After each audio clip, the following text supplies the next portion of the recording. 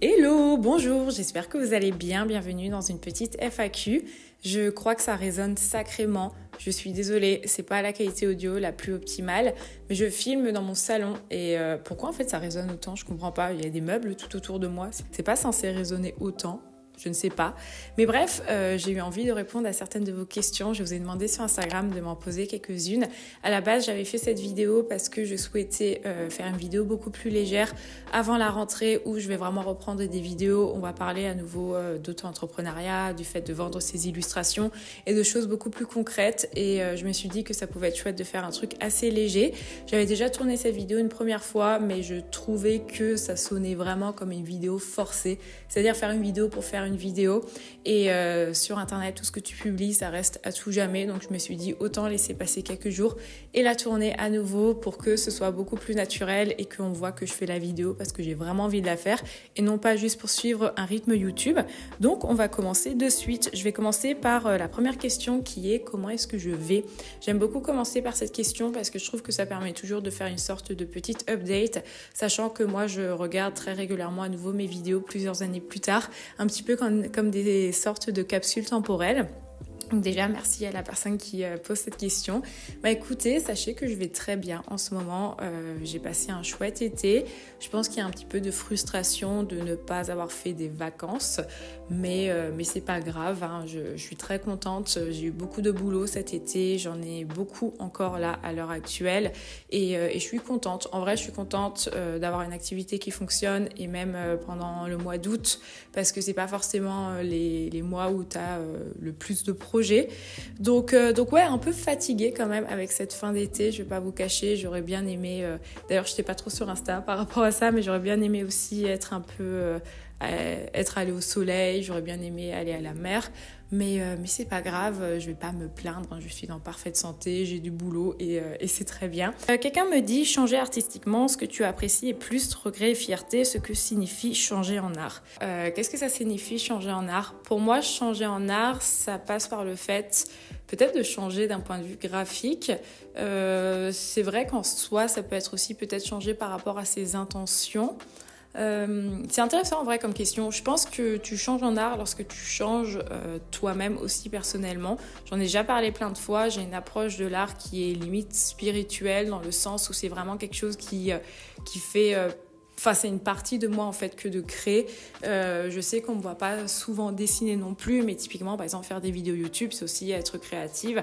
Vraiment, être créative pour moi, c'est quelque chose qui est hyper important et j'ai besoin de ça. J'ai besoin de mon quota de créativité toutes les semaines. Sinon, je pense qu'il y a une partie de moi qui s'éteint. Et donc, lorsque j'évolue, cette partie créative évolue aussi. Donc, changer en art, je pense que c'est lié au fait d'évoluer en tant qu'individu, que ce soit par rapport à des expériences personnelles, que ce soit par rapport à son âge, à sa maturité. Et donc, moi, je pense que lorsque je vois, par exemple, mon style graphique qui a évolué entre, je sais pas moi, 2017 et à l'heure actuelle, vous voyez vraiment une grosse différence visuelle. Mais c'est aussi parce que moi, j'ai tout simplement changé en tant qu'individu. C'est-à-dire que je suis pas du tout la même personne en 2017 qu'à l'heure actuelle parce que j'ai vieilli. Et aussi parce que j'ai beaucoup plus d'expérience. Donc je pense que ouais, les deux sont liés. Et par rapport à fierté et regret, je pense que je suis très fière du parcours que j'ai fait. Et si je devais le refaire, je l'aurais refait exactement pareil. Vraiment ce truc de se dire, je m'autorise à changer de style et je m'autorise à tester des choses.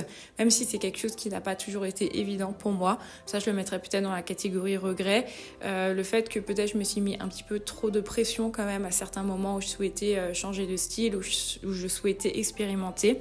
Mais d'un point de vue général, j'ai quand même réussi à le faire et je suis contente parce que l'art a toujours été un espace d'expérimentation pour moi et c'est trop chouette. Je pense que j'aurais eu peut-être moins de regrets si j'avais pas une présence sur Internet. Très souvent, vous me dites « Ouais, mais Luisa, tu te poses trop de questions. Enfin, juste crée et on s'en fiche des autres. » Et en fait, c'est pas aussi simple que ça, en fait, les loulous. Moi, perso, aujourd'hui, je gagne ma vie grâce aux réseaux sociaux. Donc, si je fais un style aujourd'hui qui plaît pas aux gens et que tout le monde se désabonne, je ne peux plus avoir des partenariats, je ne peux plus vendre sur ma boutique. Donc à partir du moment où tu as on va dire cette question d'argent, les choses ne sont pas aussi fluides. Évidemment que si j'avais plein d'argent de côté, si j'avais un mécène, tiens, on y revient. Vous vous souvenez lorsque je vous avais dit que j'avais eu un commentaire d'un mec qui m'avait dit qu'il fallait que je me trouve un homme qui soit mon mécène. Bah tiens, si j'avais trouvé un mécène, typiquement, oui, je pourrais me permettre de changer de style de façon hyper facile et je me poserais pas autant de questions. Mais aujourd'hui, c'est quelque chose qui est assez complexe et ça l'est d'autant plus que j'associe aussi d'une certaine façon mon image à mon art en faisant peut-être du contenu un petit peu plus lifestyle. Donc ouais, je pense que je me suis mise parfois quand même un petit peu des limites dans l'expérimentation, mais dans la globalité, je suis quand même contente parce que lorsque je regarde les dernières années, j'en ai quand même fait de l'expérimentation. Ensuite, j'ai 2 questions auxquelles je réponds assez souvent, mais je les aime beaucoup, qui sont comment as-tu trouvé travailler ton style graphique? J'ai l'impression de vouloir changer de patte artistique toutes les 5 minutes, un avis. Vous parlez à la personne qui a le plus changé de style artistique au cours des dernières années, donc je peux vous donner plein de conseils par rapport à ça. Alors déjà, comment trouver son style graphique? Je pense que c'est vraiment le conseil que tout le monde vous donnera, c'est tout simplement pratiquer en fait. Pratique au maximum et il y aura quelque chose qui se fera assez naturellement et ce sera une chose avec laquelle tu te sentiras à l'aise.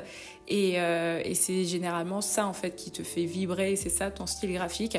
La chose que je peux vous dire, c'est de pas forcément se mettre la pression par rapport à ça. En fait, comme je l'ai mentionné avant, tu risques potentiellement de changer de style graphique à n'importe quel moment et tu risques d'évoluer. Mais surtout, je pense que c'est trop dommage en fait que de se mettre dans une case si tu te sens pas dans cette case. Je suis pas en train de dire que les gens qui ont un style graphique ne s'amusent pas. Loin de là, je dis juste que si toi en fait tu ne t'éclates pas à 100% dans le fait de rester dans un style, franchement, fais d'autres choses à côté.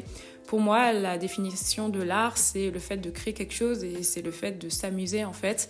Et si ça t'amuse de changer de patte graphique toutes les 5 minutes, honnêtement, fais-le. Par expérience, je pense qu'il n'y a rien de mieux que de faire quelque chose avec laquelle tu es en accord.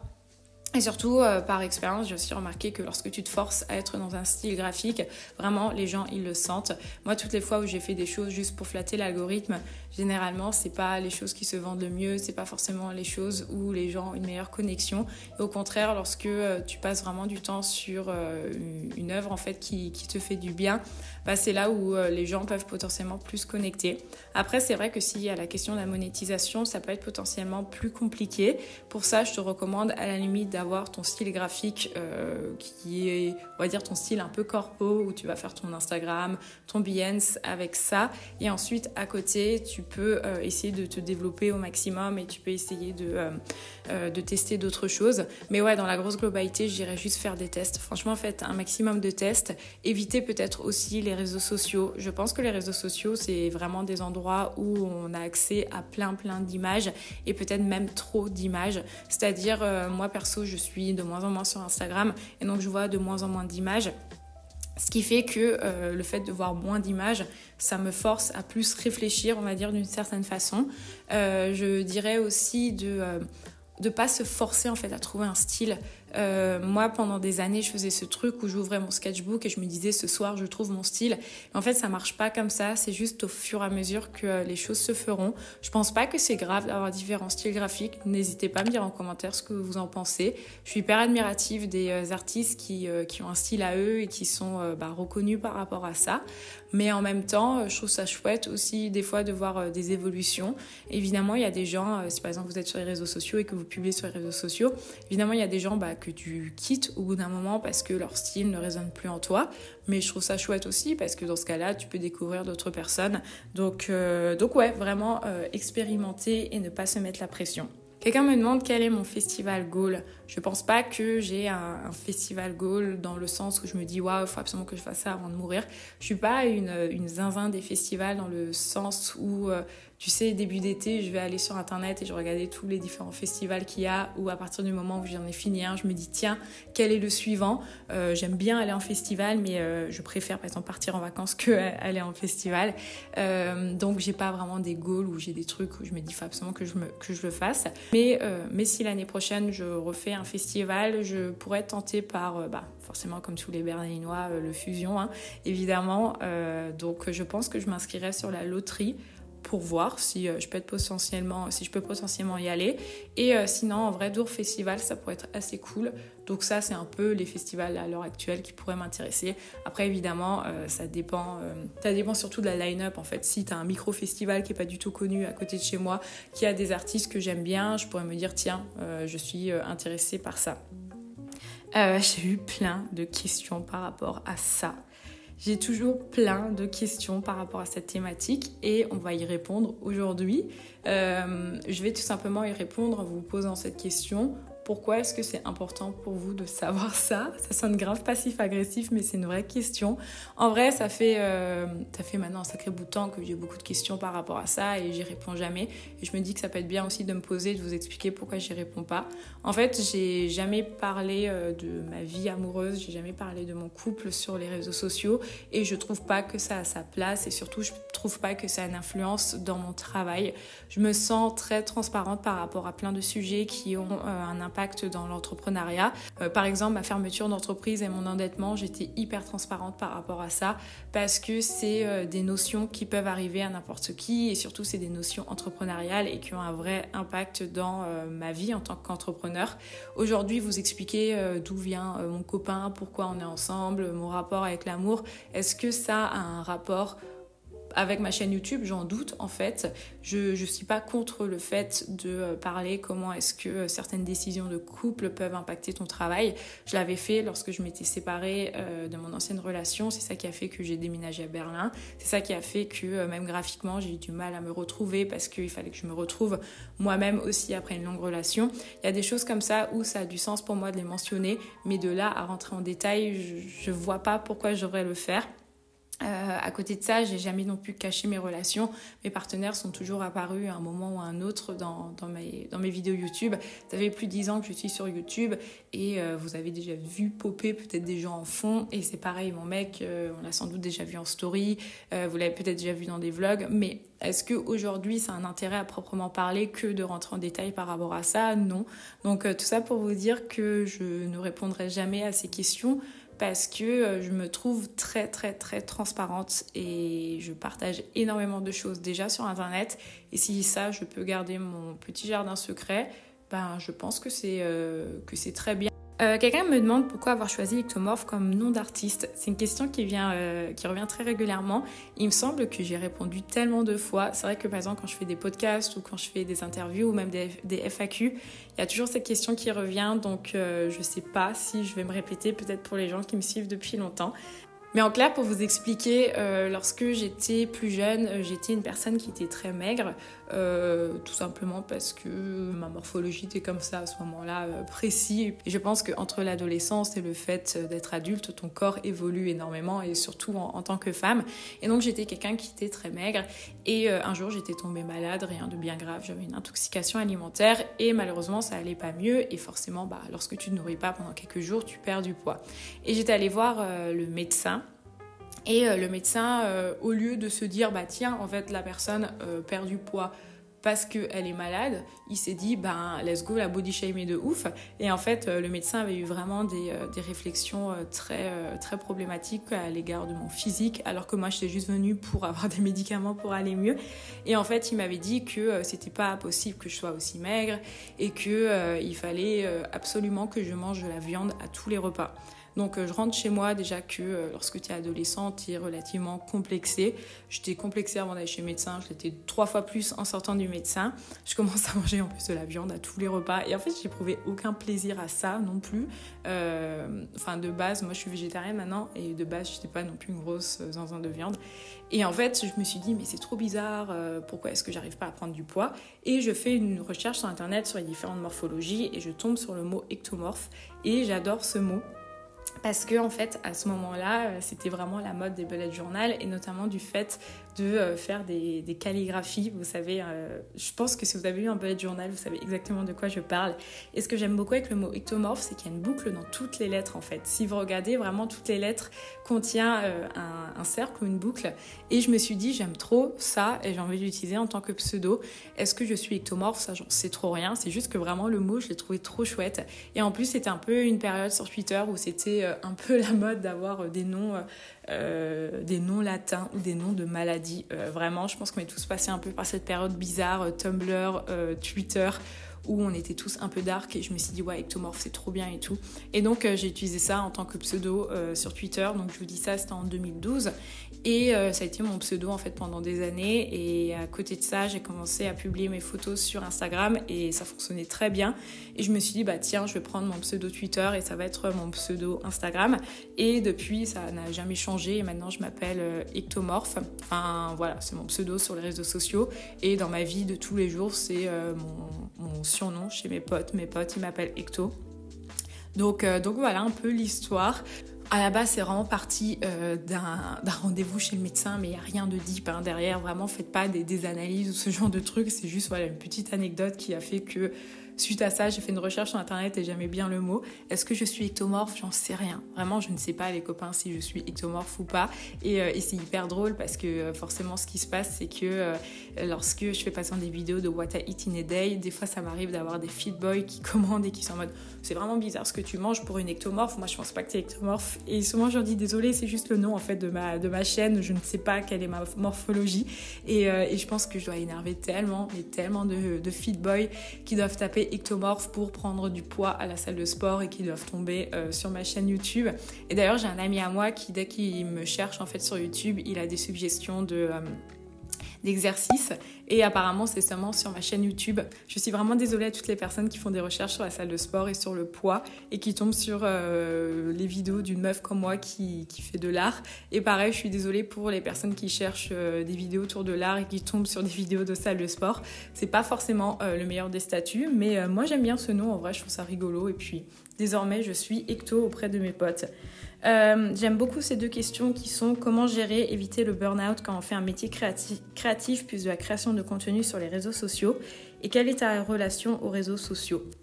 J'en parle un petit peu plus en détail dans le studio vlog qui est sorti avant cette vidéo, où je dis que moi, je me suis mise des limites en fait par rapport aux réseaux sociaux. Je pense que j'ai toujours eu une relation conflictuelle aux réseaux sociaux parce qu'à partir du moment où tu en fais ton métier, forcément, tu as un rapport à ça qui est différent parce qu'il y a de l'argent qui rentre en jeu. Et voilà, on va pas se mentir, en vrai, tu es très content de pouvoir gagner de l'argent en fait tous les mois. Et donc forcément, il y a un vrai truc sur les réseaux sociaux qui est plus tu es populaire, plus tu as des collabs et plus tu gagnes de l'argent. Donc je pense que j'ai toujours eu ce rapport conflictuel où je me disais il faut toujours faire plus, il faut que je fasse plus de vues, il faut que je fasse plus de contenu, il faut que je m'améliore de plus en plus. Et donc forcément il y a aussi ce truc où je consomme énormément de réseaux sociaux. J'ai eu une période où j'avais été sur TikTok. Et tous ces réseaux sociaux sont hyper bien faits parce que vraiment ils te donnent en fait ce shot de dopamine dès que tu es dessus. Et moi je me souviens que par exemple lorsque je me suis lancée sur TikTok, ça avait de suite hyper bien fonctionné, ce qui faisait que j'avais sans cesse des notifications, j'avais sans cesse des nouveaux abonnés. Et tu as ce truc où tu as envie d'aller tout le temps dessus. Et à côté de ça, lorsque même j'avais arrêté de publier, c'était un contenu court qui est vraiment bien fait et qui faisait que je scrollais en fait pendant des heures et des heures. Et il y a eu un moment où je me suis dit stop, en fait qu'est-ce que ça m'apporte de façon concrète. Et j'ai supprimé TikTok et aujourd'hui je suis plus du tout dessus, au grand désarroi de beaucoup de marques en fait, qui souvent disent tiens Louisa tu pourrais faire une collab sur TikTok, et je leur dis je n'utilise plus du tout TikTok. Donc ça a été la première chose que j'ai fait pour éviter un petit peu, je peux pas parler de burn-out parce que c'est clairement pas un burn-out, mais juste pour limiter en fait mon addiction à ça, c'est que vraiment j'ai supprimé l'app. Et très souvent lorsque tu as une addiction t'en remplaces une par une autre, et j'ai Instagram, et Instagram t'as les contenus courts et c'est exactement la même problématique. Ce truc de surconsommer en fait du contenu court, et même ce truc de scroller à n'importe quel moment. J'ai vraiment pris conscience en fait il y a plusieurs mois que comme beaucoup de gens en fait, à partir du moment où j'ai un temps d'attente, je vais scroller sur mon téléphone. Et je sais pas, il y a eu un jour où je pense j'ai eu une sorte de ras-le-bol et je me suis dit en vrai je passe tellement à côté de plein de choses juste parce que j'ai mon téléphone. Et en vrai de vrai, faites un jour gaffe combien de fois vous scrollez dans la journée, même si c'est pas grand chose. À partir du moment où vous êtes dans une file à un endroit, à partir du moment où vous êtes dans un transport, à partir du moment où vous attendez, je sais pas moi, dans l'ascenseur, regardez combien de fois vous allez sortir votre téléphone pour scroller sur un réseau social. Et moi, comme la plupart des gens, j'étais ce genre de personne qui allait scroller lorsqu'il y avait 2 minutes d'attente quelque part. Et je me suis dit maintenant ça suffit, et j'ai enlevé Instagram de mon téléphone portable. Ce qui fait que, par exemple, quand je vous publie des stories, j'envoie en fait les photos sur mon iPad. Et maintenant, je limite encore plus sur mon iPad via un code et une sorte de contrôle parental. C'est maxi drôle et c'est hyper infantilisant, mais c'est mon mec qui m'a mis un contrôle parental. Et j'ai 45 minutes par jour et je m'en sors vraiment, vraiment très bien. Donc au final, je vais beaucoup, beaucoup moins sur les réseaux sociaux et c'est vraiment quelque chose que je vous encourage à faire parce qu'il y a un vrai avant-après, je pense, dans ma créativité, honnêtement. Je pense que j'ai pas réalisé combien ça a vraiment brouillé. Enfin, c'était un peu une sorte de brouillard, je pense, dans mon esprit à force de surconsommer les réseaux. Au-delà, tu sais, de tout ce côté addictif, je pense que le cerveau n'est pas fait pour regarder autant d'images et accumuler autant d'images en peu de temps. C'est-à-dire qu'il y a une époque, on allait dans le musée pour regarder de l'art, on ouvrait des livres. Là, aujourd'hui, on a accès à, je sais pas, peut-être 100 illustrations par jour et être dans cette surconsommation, en fait, de choses, ça faisait que je pense que je suis arrivée à une sorte d'indigestion, en fait, d'art et j'arrivais moi-même plus du tout à créer.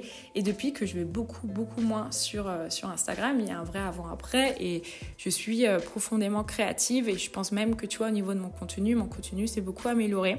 Et si vous voulez qu'on parle vraiment d'un point de vue business et un petit peu des conséquences à ça, c'est vrai qu'on pourrait vraiment se questionner en disant en fait, Luisa, tu gagnes ta vie grâce aux réseaux sociaux. Est-ce que ça risque pas d'être une problématique pour toi ? Je vais pas vous cacher que depuis que je publie moins de stories aussi, vu que j'ai plus accès à Instagram aussi facilement, mes statistiques sont limite meilleures en fait. J'ai remarqué que toutes les fois où je publie des stories, c'est là que les gens se désabonnent parce que je pense que c'est là où les gens se disent « Ah tiens, c'est vrai que je me suis abonnée à cette meuf à un moment, pourquoi est-ce qu'elle est là ?» Et donc, d'un point de vue général, je pense pas que ça a eu une incidence vraiment néfaste par rapport à mon contenu. Dans tous les cas, mes statistiques sont très mauvaises maintenant depuis 1 ou 2 ans, je dirais. J'arrive plus aujourd'hui à gagner des abonnés sur mon compte Instagram et ça, j'ai fini par m'y faire. C'est ok, j'ai loupé le coche, j'ai à peine 29 ans, mais je suis déjà plus dans le game. Bref, je sais que mes stats sont désastreuses, mais on va dire que je limite un petit peu moins la casse en évitant de publier en story. Donc ouais, c'est juste ce conseil que je peux vous donner, c'est de limiter. Et si vous n'arrivez pas à limiter par vous-même, faites-vous aider par quelqu'un d'autre. C'est-à-dire que moi, des limites de temps, j'en ai mis pendant des années, mais les limites de temps, passer 1 heure, et ils te disent est-ce que je vous donne 5 minutes de plus ou je vous donne du temps illimité ? Et lorsque tu as cette addiction chelou, évidemment que tu prends du temps illimité. Moi, vraiment, j'avais ce truc où je me levais le matin, la première chose que je faisais, c'est que je scrollais. C'est marrant parce que en fait, tu vois, lorsqu'on va me poser la question des addictions, je vais te répondre hyper facilement que je suis pas accro parce que je pense que dans l'imaginaire collectif, tu sais, on va associer l'addiction à la clope, à l'alcool, aux drogues, aux jeux. Et en fait, on pense pas qu'en fait, une vraie addiction, c'est aussi ce truc d'être sur les réseaux sociaux. Perso, moi, je sais qu'il y a des moments où... par exemple, je me souviens, il y a quelques mois, j'étais dans ma famille en Alsace et j'avais encore Instagram sur mon téléphone. Et j'avais pas pris mon téléphone, on avait fait une sortie en forêt. Et donc toute la journée, j'avais pas mon téléphone sur moi. Et quand je suis arrivée dans la maison de ma mère, une des premières choses que j'ai fait, c'est d'aller prendre mon téléphone pour scroller les réseaux sociaux. Et j'ai vraiment eu cette sensation, tu sais, comme un fumeur qui fume une clope, tu vois. Vraiment ce truc où t'as pas fumé depuis super longtemps et tu dis tiens, il faut que je fume. Et ouais, en vrai, n'hésitez pas à regarder. Regardez vraiment les gars, c'est un petit exercice que je vous demande de faire. Prenez une journée avec votre téléphone portable et regardez combien de fois vous allez prendre votre téléphone pour scroller et dans quel type d'endroit. Et en fait, vous réalisez que vous scrollez beaucoup plus que ce que vous imaginez. Puis moi, perso, depuis que j'ai arrêté de scroller dans plein d'endroits, en fait, je réalise que attendre 7 minutes dans une file au supermarché, c'est ok. Ça te permet de te concentrer sur d'autres choses et surtout je trouve que ça me permet d'avoir l'esprit un petit peu moins embrouillé. C'est quoi ta palette de couleurs préférée du moment, illustration, fringues, photos ? En ce moment, j'aime beaucoup le violet. J'avais eu cette tenue. C'est un site où tu peux acheter des fringues en seconde main. Et j'avais fait une petite sélection de fringues dessus et notamment cette jupe de chez Monkey que j'aime trop. Et je pense que ouais, le violet, c'est un peu une palette que j'aime beaucoup en ce moment. Même si d'un point de vue général, c'est toujours pareil. Je m'habille toujours soit en bleu, soit en rouge. Je pense que vous avez déjà vu mes dernières vidéos. Et même lorsque je regarde les miniatures de mes vidéos YouTube, il y a beaucoup, beaucoup de bleu. En dehors de la création de contenu, aspect influence, quels sont les types de projets que tu fais le plus fréquemment pour des clients ? En ce moment, je ne vais pas vous cacher que je fais pas d'autres projets en dehors de l'influence et je suis complètement en paix avec ça. D'ailleurs, je pense que ça va peut-être déplaire à beaucoup de personnes parce que j'en ai déjà parlé. Dans le milieu de l'illustration, il faut que tu sois full illustratrice, sinon t'es pas considérée comme une vraie illustratrice. Et ben spoiler alert, on peut avoir droit de faire plein de choses différentes. Perso, je fais quasiment plus d'illustration pour des clients en ce moment. Et en fait, ça s'est fait un peu par hasard. Pour un peu vous expliquer, il y a quelques mois, j'ai décidé de publier de façon régulière sur ma chaîne YouTube. À la base, c'était juste un défi personnel que je voulais me lancer pour me dire, en fait, j'ai toujours adoré faire des vidéos YouTube. Ça a toujours été un espace de création pour moi et un espace où je pouvais tester de nouvelles choses avec ma caméra, où je peux vous parler des choses qui me font vibrer, et surtout c'est un format qui permet de pouvoir discuter pendant hyper longtemps. Et moi j'en ai vraiment marre en fait des formats courts parce que je me reconnais pas dedans. Et je trouve surtout, toi, dans des milieux créatifs, il faut des fois se poser pour discuter. En fait, tout simplement, un processus créatif, des fois c'est un truc que tu peux pas résumer en 15 secondes dans un réel. Des fois tu as besoin de faire une vidéo YouTube comme moi, mes studio vlogs qui vont durer 40 minutes. Et donc je me suis dit, j'ai vraiment envie de prendre YouTube comme un réseau social principal parce que c'est le réseau sur lequel je me sens le mieux. Et donc j'ai commencé à publier de façon hyper régulière. Donc à la base, vraiment l'objectif c'était ça. Et en fait, en publiant de façon régulière, j'ai remarqué que j'ai commencé à être de plus en plus contactée par des partenaires. Et donc je dirais que j'ai quand même beaucoup de partenariats là depuis début d'année. Ce qui fait qu'il y a eu un jour où je me suis posée et je me suis dit, mais en fait, Luisa, aujourd'hui, tu vis de ta chaîne YouTube à temps plein. C'est un truc, je n'aurais jamais pensé dire ça un jour dans ma vie. Mais aujourd'hui, je vis de ma chaîne YouTube à temps plein. C'est ouf, en fait. Évidemment, une fois que j'aurai remboursé mes bêtises d'URSSAF parce que j'ai décidé de créer une boîte, on pourra vraiment dire que je vis de ça à temps plein parce que j'ai plein de mensualités encore. Mais aujourd'hui, concrètement, par rapport à l'argent qui rentre sur mon compte, aujourd'hui, les partenariats me permettent d'être youtubeuse à temps plein, ce que je trouve assez incroyable. Et en fait, ça s'est fait un peu par hasard parce que c'était pas le but et surtout, j'y croyais pas. Vraiment, j'y croyais pas parce que je me disais, en fait, pour pouvoir vivre de YouTube à temps plein, t'es obligé de faire, je sais pas moi, genre 30 000 vues par vidéo, t'es obligé d'avoir une super croissance. Et moi, honnêtement, j'ai pas une croissance qui est délirante et surtout, je suis dans un milieu où... si je continue en fait à vous parler d'art, j'arriverai jamais forcément à aller plus loin. Je sais que pour pouvoir me développer, il faudrait que je parle de Berlin, de plein de trucs perso, et j'ai pas forcément envie de que monétiser ma vie personnelle. Et finalement, ouais, c'était un peu une surprise où je me suis dit, c'est trop cool. Et ce qui s'est passé, c'est que j'ai réalisé que je crois que je suis vraiment à l'aise avec ça, avec le fait que désormais j'ai un boulot qui paye tout. Et ce boulot, c'est YouTube. Et à côté de ça, je peux maintenant faire de l'art comme j'ai envie d'en faire. Et j'ai réalisé ça lorsque je me suis lancée en fait sur ce projet-là derrière. Je me suis dit, maintenant, je suis dans une situation financière qui me permet enfin de faire des tests, qui me permet enfin de faire des choses qui sont plus obligées d'être des choses qui soient commerciales. Et oui, je suis peut-être plus illustratrice parce que je fais plus des projets d'illustration pour des clients, mais j'ai jamais été aussi heureuse et aussi à l'aise dans ma pratique que depuis quelques mois, parce que le fait d'avoir une sorte de boulot alimentaire avec plein de guillemets, parce que j'adore ce que je fais et c'est pas du tout une contrainte, ça me permet aujourd'hui de pouvoir explorer d'un point de vue créatif et je suis trop contente de ça. Donc oui, aujourd'hui je gagne que de l'argent via l'influence et via ça. Et j'ai plus très peu de missions d'illustration, j'en cherche pas moi non plus, parce que j'ai envie de tester des choses d'un point de vue plastique, des choses que j'ai pas pu faire pendant des années parce que l'illustration c'était quelque chose qui payait mon loyer, donc il fallait que je reste plus ou moins dans un style graphique, il fallait que je crée de façon assez rapide, il fallait que je sois présente sur les réseaux sociaux. Et en fait aujourd'hui, c'est pas obligatoire, je peux ne pas publier sur Instagram, je peux prendre plusieurs semaines à faire un projet énorme comme je le fais derrière, parce que c'est plus le truc le plus essentiel et je suis hyper heureuse. Je suis désolée peut-être un peu de casser un mythe aussi, mais perso, je pense que je me suis vachement brûlé les ailes en fait en monétisant l'illustration.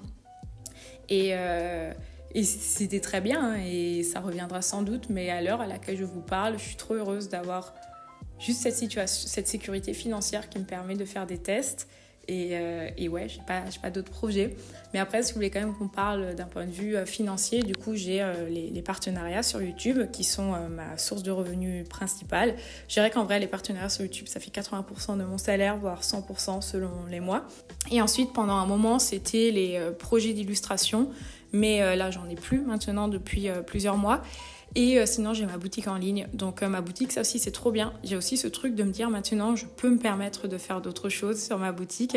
Je sais qu'il y a des choses graphiquement qui fonctionnent pas du tout. Hein. Honnêtement, je sais que mon nouveau style, il plaît pas non plus. Enfin, c'est pas non plus délirant, hein, les retours que j'ai sur mon nouveau style. Mais je suis trop contente, j'aime trop. Et donc, c'est ce truc de me dire, bah tiens, je vais faire des choses en plus petite quantité. Je vais faire des choses de façon beaucoup plus manuelle. Et au pire, ça marche pas, bah c'est pas grave. Là où avant, c'était vraiment primordial et que j'avais vraiment cette pression. Et je pense qu'aujourd'hui, ne plus vivre de l'illustration, ça me permet de créer 4 fois plus en fait. Genre vraiment, je crée tellement en ce moment, je suis tellement créative. C'est une super évolution que j'ai eue. Alors évidemment, peut-être que les choses elles évolueront, peut-être que fin d'année, je me dirai tiens, ça me manque quand même. Et du coup, je vais tout faire pour avoir des projets d'illustration. Mais à l'heure actuelle, je suis très heureuse de cette façon.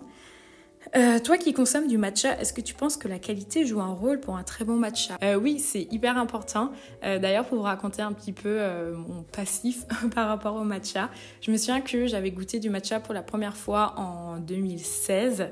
Donc c'était déjà il y a un sacré bout de temps avant même que ce soit tendance. Et je n'ai aucune idée de comment c'est possible, comment j'ai fait pour découvrir ce truc. Il faut savoir que moi, je viens d'un petit village alsacien où...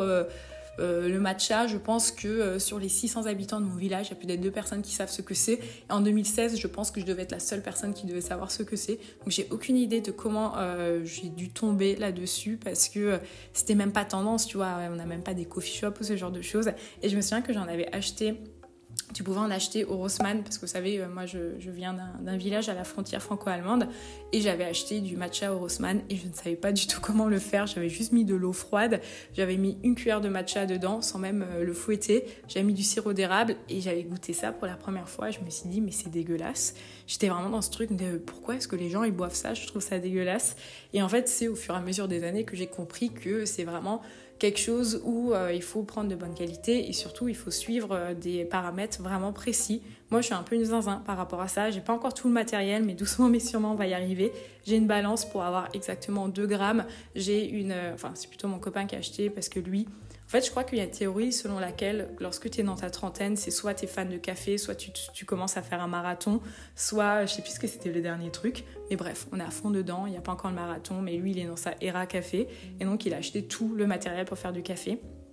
Et ce qui fait que j'ai aussi la bouillarde en fait, avec les degrés en fait. Donc moi vraiment mon matcha, j'achète du matcha de super bonne qualité. Ça coûte cher, oui, mais tu vois vraiment la différence. Je sais exactement le grammage, je sais exactement la température, exactement le nombre de secondes qu'il faut fouetter. Et en vrai, on n'en parle pas assez, mais ça fait vraiment une différence. Et je pense que mon matcha est même meilleur que dans certains coffee shops. Donc ouais, vraiment acheter du matcha de qualité. Et par la suite, effectivement, n'hésitez peut-être pas à investir dans du matériel parce que ça fait vraiment une différence. Et d'ailleurs, grosse question par rapport à ça, je vais mettre vraiment mes pieds dans le plat et je pense que je vais me faire plein d'ennemis. Est-ce que... je sais que c'est un peu la mode du matcha en ce moment. Et je pense pas d'ailleurs que je suis experte matcha parce qu'à partir du moment où tu mets ça de lait pour ça de thé, je pense que tu ne peux pas être expert en fait. Mais on en discutait la dernière fois avec une copine.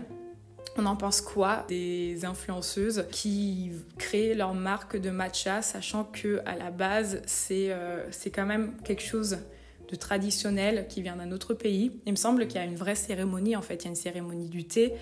Donc ça me questionne un peu, est-ce qu'on n'est pas dans des trucs quand même d'appropriation culturelle ? Je lance ça, c'est pas du tout en train de shamer le business des autres ou quoi que ce soit. C'est une vraie question que je me pose et c'est d'ailleurs pour ça que du coup mon matcha, je fais de mon mieux.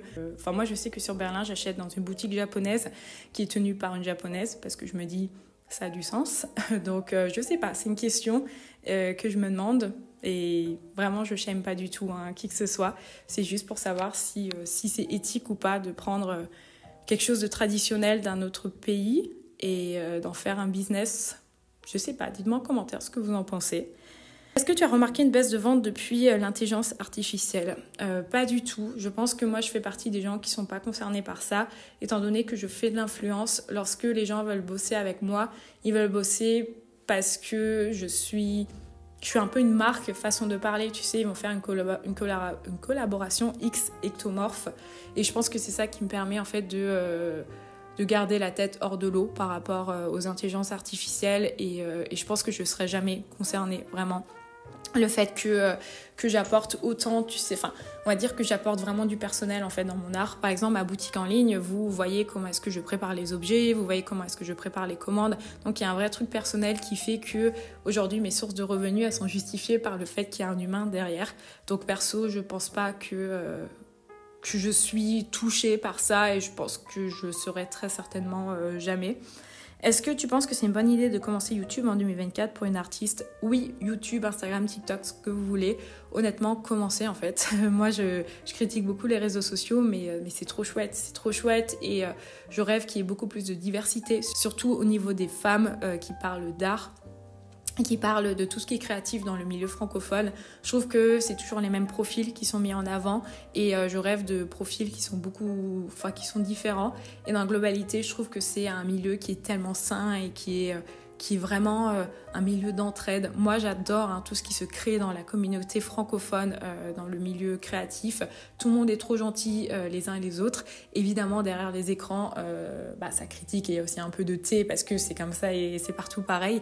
Mais dans la globalité, moi, j'ai que du positif lorsque je parle vraiment de mon expérience en tant qu'illustratrice sur les réseaux sociaux. J'ai eu l'occasion de rencontrer des gens aussi dans la vraie vie. Je sais pas, les gens sont trop gentils et je trouve que c'est vraiment une mine d'or d'informations et c'est trop chouette et en même temps t'apprends le montage donc c'est trop cool aussi, mais après si tu parles vraiment d'un point de vue statistique, je sais pas, aujourd'hui il n'y a plus de recette magique de toute façon pour réussir sur les réseaux sociaux à part si tu copies les gens qui sont vraiment en place, c'est hyper aléatoire. Si tu commences une chaîne YouTube pour gagner de l'argent grâce à ça, peut-être que c'est pas les bonnes raisons, mais si tu commences juste pour le fun, honnêtement, fais-le. Et ouais, j'ai envie de voir plus de profils différents, s'il vous plaît, ça serait trop cool. Est-ce que tu rencontres tes abonnés irréels? Je viens d'arriver à Berlin. J'ai pas vraiment fait d'événements. J'avais fait des événements l'an passé, j'en avais fait 2 à l'atelier. Mais il faudrait potentiellement que j'en refasse. Là, ça va, j'ai à nouveau l'espace mental pour. Je vous avais dit dans une vidéo que ça dépendait de ma batterie sociale. Donc, ouais, potentiellement, il faudrait que je refasse un truc. Mais sinon, non, je ne fais pas réellement d'événements. Il y a un truc à savoir, c'est que je suis contactée toutes les semaines, en fait, pour des gens, pour boire un café. Et je ne peux pas dire oui. Sachez-le que je suis contactée entre 1 à 3 fois par semaine. Que ce soit des gens qui viennent en vacances à Berlin ou des gens qui habitent à Berlin. Et honnêtement, si j'avais dit oui depuis le début, sachez que j'aurais rencontré plus de 150 personnes depuis mon arrivée à Berlin et c'est impossible. Après, si c'est des gens avec qui je suis vraiment en contact, voilà, si c'est des potes d'Insta et qui viennent sur Berlin avec grand plaisir, mais des gens que je connais pas, je suis vraiment désolée, je peux pas le faire pour des raisons évidentes qui sont que j'ai pas de batterie sociale et vraiment je peux pas voir une personne toutes les semaines, enfin c'est impossible pour moi. Donc non, malheureusement c'est très rare que je fais ça et sinon ça m'arrive des fois aussi je sais pas si c'est ça la question. Mais ça m'arrive de rencontrer des gens aussi sur Berlin, je me fais parfois reconnaître. Et d'ailleurs, c'est très rigolo parce que c'est très souvent en club. Et je vais faire une petite histoire par rapport à ça et je vais vous dire un truc, s'il vous plaît les copains. Je sais que c'est de la maxi-bienveillance. Ça m'est arrivé 2 fois en club, 2 fois récemment. Lorsque vous me retrouvez à 6h ou 7h du matin en club, il y a une chose dont il ne faut pas me parler, c'est ma situation avec l'URSSAF. Vraiment, arrêtez s'il vous plaît. Je sais que c'est hyper bienveillant, mais j'en peux plus. Ça m'est arrivé une fois aussi, s'il faut, c'était trop mimi, mais sérieux, non. Et la dernière fois, c'était au RSE où des gens m'ont dit « Ah, bon courage pour ta fermeture de boîte ». J'étais en mode « Les gars, il est 7h du mat, je suis tout sauf sobre à l'heure actuelle, ne me parlez pas de ça ». Je suis hyper open pour parler de fermeture d'entreprise, pour parler d'entrepreneuriat, pour parler de ce que vous voulez, mais pas à 7h du matin. Donc si jamais vous me rencontrez en club, c'est trop chouette, on peut parler de plein de choses, tout sauf d'URSSAF. Vraiment, imaginez les 6h du mat et les gens me parlent de l'URSSAF, quel enfer. Es-tu plutôt une artiste solitaire ou aimes-tu tout autant créer avec les autres? Je pense que je suis très solitaire dans ma pratique, déjà d'un point de vue physique, je ne sais pas si ça se dit comme ça, mais je suis quelqu'un qui aime bien être seule quand je crée. C'est très rare lorsque je vais vraiment faire un projet personnel d'avoir quelqu'un à côté de moi. Je suis... ouais, je sais pas... Peut-être j'ai une forme de pudeur, je pense que ouais, j'ai une forme de pudeur lorsque je crée. Donc ouais, je suis 100% solitaire et c'est très très très rare que je fasse des collaborations.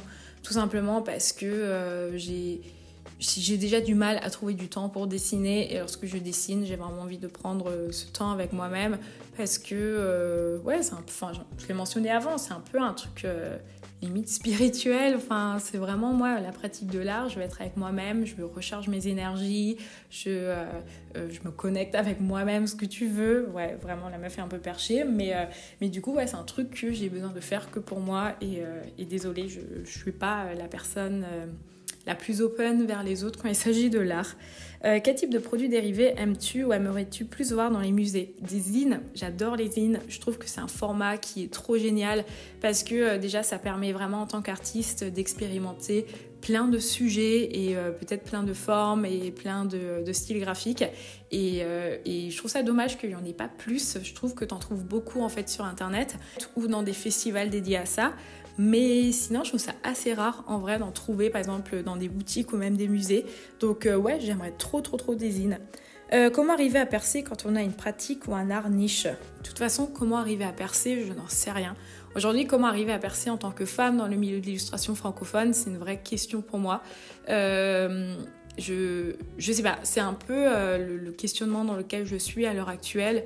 J'ai vraiment l'impression que les profils sont hyper diversifiés en dehors du milieu francophone, mais qu'en France, c'est seulement un seul type d'illustratrice qui va être mis en avant, et c'est quelque chose qui aujourd'hui... je sais pas, ça me dérange en fait. Pourquoi est-ce qu'aujourd'hui on n'arrive pas à mettre en avant d'autres profils, et surtout pourquoi est-ce qu'en tant que public on est seulement attiré par un type de contenu? Donc je sais pas, je pourrais pas vous répondre par rapport à ça. Je sais pas, désolée. Si des gens arrivent à répondre à cette question, n'hésitez pas à en faire part en commentaire. En tout cas, j'espère que cette petite vidéo vous aura plu, que vous aurez appris des choses. J'avais envie de faire un contenu léger pour l'été. Si elle vous a plu, n'hésitez pas à laisser un pouce en l'air ou à commenter s'il y a des thématiques qui ont résonné en vous. Je vous souhaite d'être créatif, je vous souhaite une excellente journée et on se dit à très bientôt.